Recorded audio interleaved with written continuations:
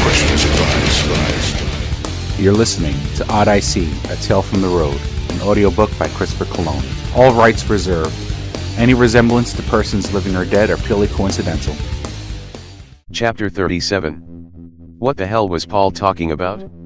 Was Minerva the niece of Arnie Ellis? But if that was the case, there was only one way that Minerva was related by blood to Arnie. She would have to be Theodore Ellis' daughter, the daughter of the governor. Was that possible? I searched my thoughts. In all the time that I knew Minerva, I never found out her last name. She would always just show up at shows. And the times that we did spend time together, she wouldn't do much talking. She mostly would just let me dominate the conversations, while she looked on at me with love in her eyes. Had I been that self-involved, that after all this time, I'm just now finding out that Minerva was the daughter of the governor, the most powerful man in the state? That would also mean that she was niece to one of the biggest crime lords in the country. Minerva had come from an incredibly powerful family. She was so humble. She never threw that bit of information in anybody's face.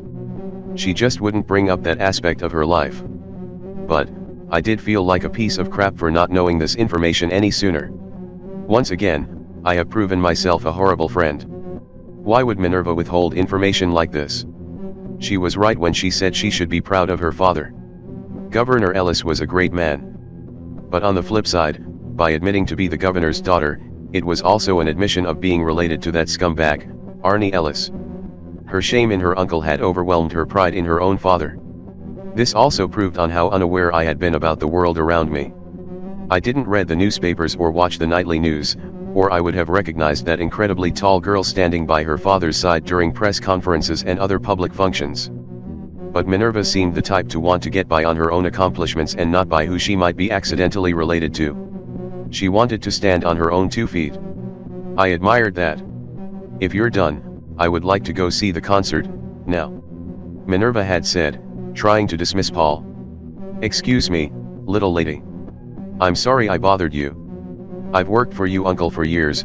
That high-pitched, nasal voice reminded me that I was standing just a few feet away from a cold-blooded killer, and you better understand that, like it or not, he is your uncle, your blood. You can't choose your family members. I don't see how you can call him a disgrace. He's never done anything to hurt you. He just does what he has to keep the money rolling in. If you have to break a couple of eggs to make an omelet, so be it. Get the hell away from me. I never want to see or talk to you ever again. Minerva had lost her composure. It was part embarrassment and part frustration. From the corner of my eye, I saw Paul blush. For a guy that was supposed to be such a heartless thug, it seems that he was easily flustered by being yelled at by a girl in public. He motioned to extricate himself from the situation. I gotta get back to work anyway. Let me just explain this one last thing to you, little lady. One day you're going to need your uncle's help. Very likely, it will involve something your daddy couldn't dirty his hands with. And you'll call upon your uncle, because he's the one with all the right connections. When that day comes, I'm going to enlighten him to this little conversation we had, and we'll see how willing he is to help his self-righteous little snot of a niece. Everybody needs someone like us in their corner, to do the dirty work. I'm going to make sure that when the time comes he is fully aware that his niece considers him the black sheep of the family. Good luck getting his help then. If you don't get away from me right now, I'm going to call the police. Minerva said, seething through clenched teeth. And tell them what? I'm just working here. I'm doing my job, supervising all these security guards. Keeping the stadium and the grounds safe. It's the job your uncle assigned me to do personally. I'm to make sure tonight goes off without a hitch.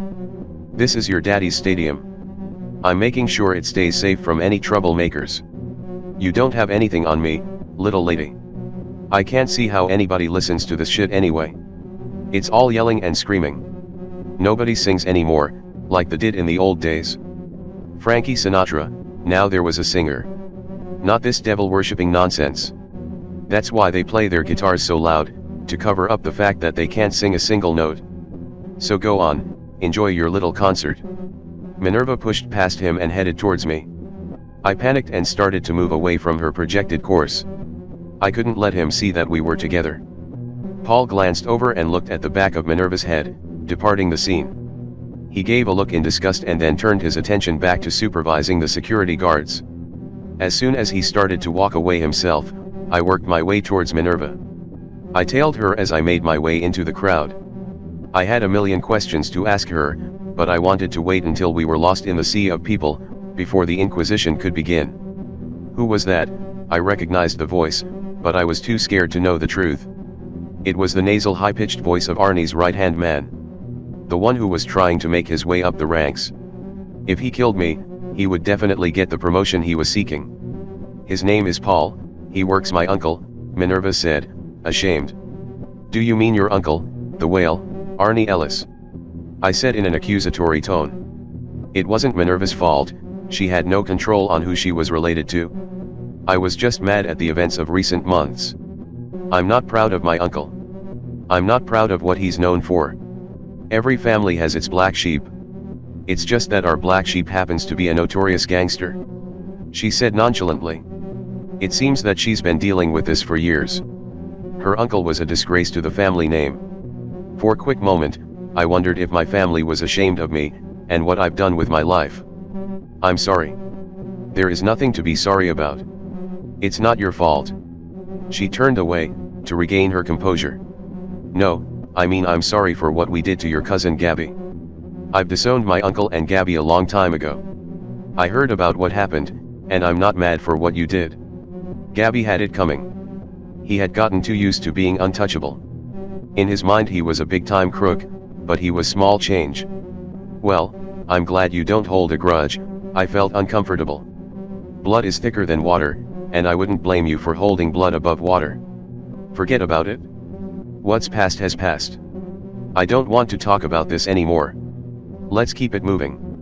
We have bigger fish to fry tonight. We made our way into the stadium's main thoroughfare.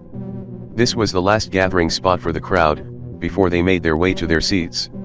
The venue took advantage of this path, and used it as a full-blown marketplace. To our left and our right, they were tents, booths, and kiosks, all making an attempt to squeeze the last bit of money from the concert goers. Anything that was heavy metal related, you can buy at the stands. Everything from the prerequisite black t-shirts, silver jewelry, leather goods, sunglasses, and overpriced alcoholic drinks were available in this market.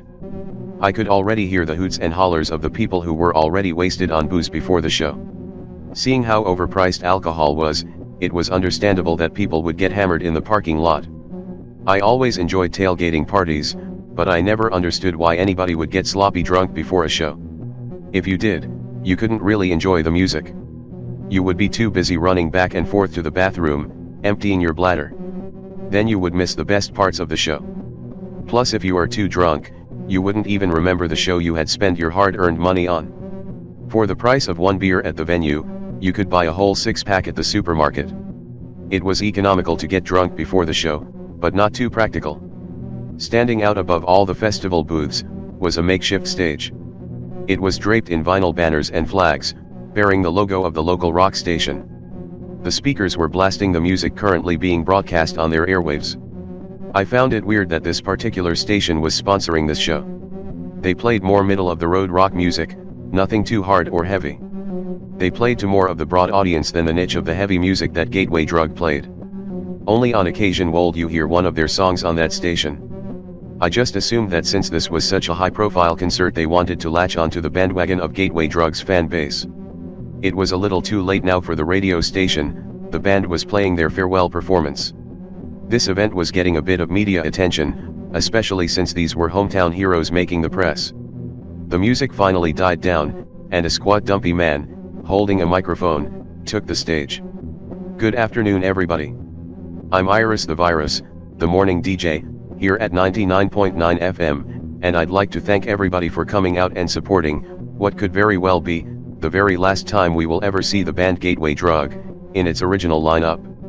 Who's excited to be here today for this momentous occasion? The crowd roared in response. Ever since I was in high school, I would listen to Iris the Virus on the radio, school day mornings. He kept me cracking up, while I was preparing to go to school. He was hilarious. Sometimes I'd be late for my first or second period class, because I was stuck listening to my Walkman waiting to hear what was going to happen next on his radio show. Iris was like that friend of yours, who had the rudest sense of humor, that made guys laugh and women wrinkle their noses in disgust. But it was all in good fun. Sometimes my mom would hear the radio, and Iris the virus potty humor, and she would ask indignantly what the hell I was listening to. She called him revolting. But my mom wasn't his target audience. I was. I got it? Iris was all ego, machismo, and bluster. He would brag about how many women he used to bag while out partying the night before. Only a fool would believe him. Nobody could be out to 5 o'clock in the morning, and still be fresh for their 4+ hour shift as the morning DJ. Well, not as often as Iris claimed. His stories could make a truck driver blush, all the while, telling his stories within FCC guidelines. It was a tricky verbal minefield, but he always used to convey the sickest of stories using enough analogies to keep it broadcast friendly. Yet, it was the dirtiest stuff you ever heard or imagined.